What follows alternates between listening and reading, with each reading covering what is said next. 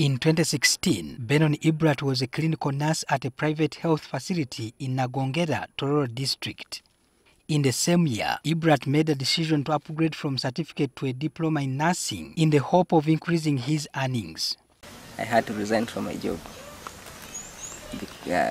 You don't be paid as you're not working. About 1.5 years later, Ibrat had attained a diploma in nursing. However, on return to the health facility, his job had been taken up by someone else, rendering him jobless. Now, when I finished school, my job, someone had already taken it. So I didn't have a job. As he sorted his belongings from his former office, Benon landed on a training manual on conservation farming, which his former boss had abandoned in the shelves.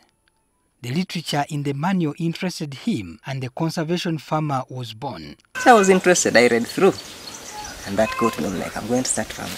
I had here 2 gardens of land which I had never touched. Conservation farmer means I do minimum or no-till farming, where you do not plow the land, you don't invert the soil.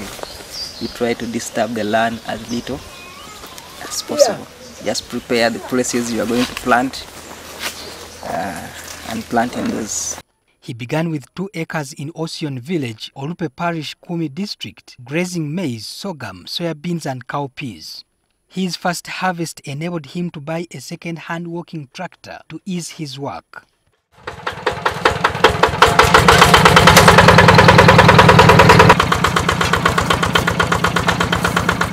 Currently, Ibrat has expanded his farm to 15 acres, obtained through hiring land from neighbors.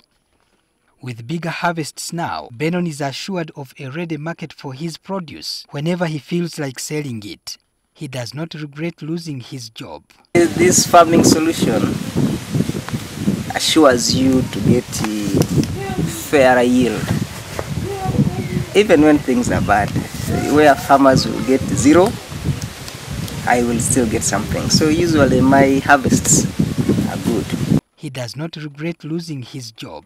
I get around 2 tons of maize in an acre. 1.5 to 2 tons. That's not the best. But